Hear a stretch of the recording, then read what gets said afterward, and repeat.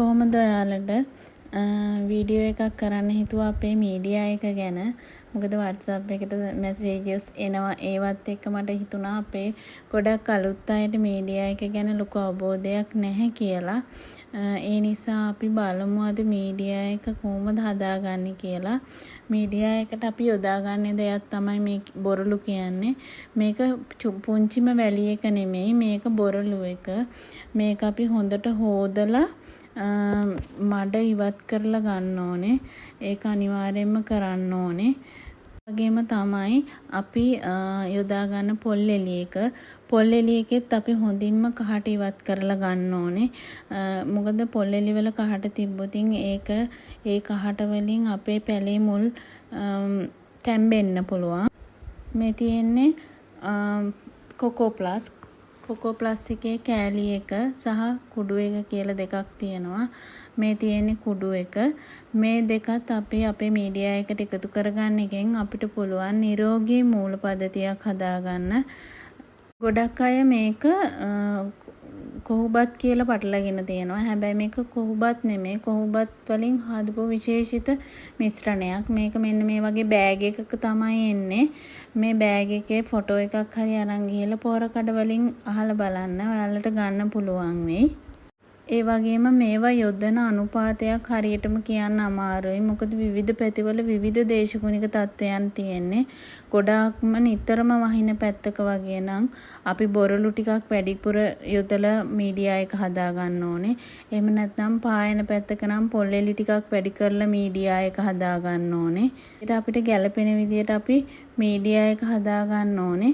ඒ වගේම තමයි අපි බලමු පැලයක් පොට් කරන විදිය. හොඳින් සිදුරු විවෘත කරපු පෝච්චියක් අරගෙන යටට පොල් එළි කෑලි ටිකක් දාලා ඊට උඩින් අපි හදාගත්ත මාධ්‍ය ටිකක් යොදන්න. ඊට පස්සේ ඔයා ගන්න පැලය හරියට තියලා අපි මේකට පොහොර යොදන්න ඕනේ. මොකද මීඩියා එක කියන්නේ පැලේ දරා ගන්න මාධ්‍ය තමයි. ඒකෙන් පෝෂණයක් එන්නේ නැහැ. අපි මේකට මීඩියා එක මේට අමතරව පොහොර යොදන්න ඕනේ. මේක පොඩි පැලයක් නිසා අපි ඔස්මොකොට් N එකෙන් නයිට්‍රජන් වැඩි පොහොර එක තමයි පාවිච්චි කරේ. ඒක අපි යොදා ගන්න පැලය අනුව අපි තීරණය කරන්න ඕන මේ ප්‍රමාණය තමයි යොදන්නේ කියලා. එහෙම යොදලා අපි මීඩියා එක ආයෙම උඩින් දාලා හොඳින් පැලය රඳවගෙන පැලය හිටව ගන්න ඕනේ. මේක හරිම සරල දෙයක්. ලොකු සංකීර්ණ දෙයක් නෙමෙයි.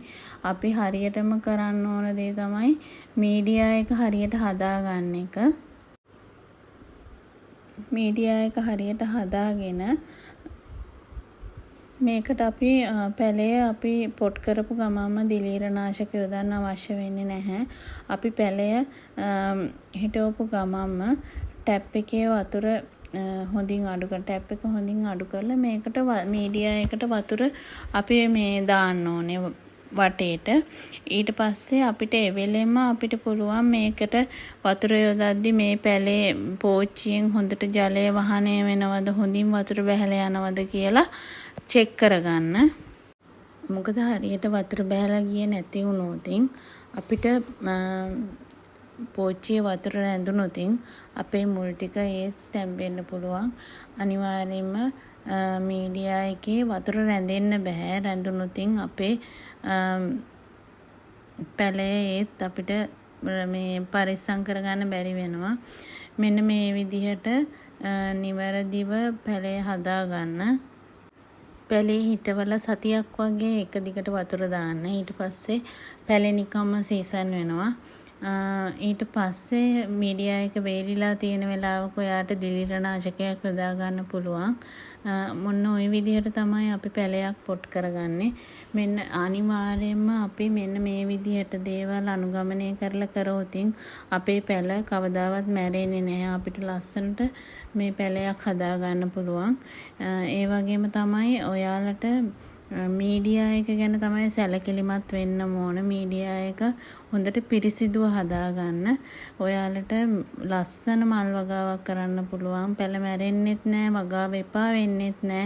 ඒ නිසා වෙලාව අරගෙන හොඳින් පිරිසිදු කරලා පොල් එළි බොරළු පාවිච්චි කරන්න. ඔය කියපු විදිහට මීඩියා එක මේ හොඳින් පිරිසිදුව හදාගෙන ලස්සන මල් වගාවක් නිරෝගී මල් වගාවක් ඔයාලට කරගන්න පුළුවන් වෙන්න කියලා මම ප්‍රාර්ථනා කරනවා. මං හිතනවා ඔයාලට මේ වීඩියෝ එක වැදගත් වෙන්න ඇති කියලා. එහෙමනම් තව වීඩියෝ එකකින් හම්බෙනකන් ගිහින් එන්නම්.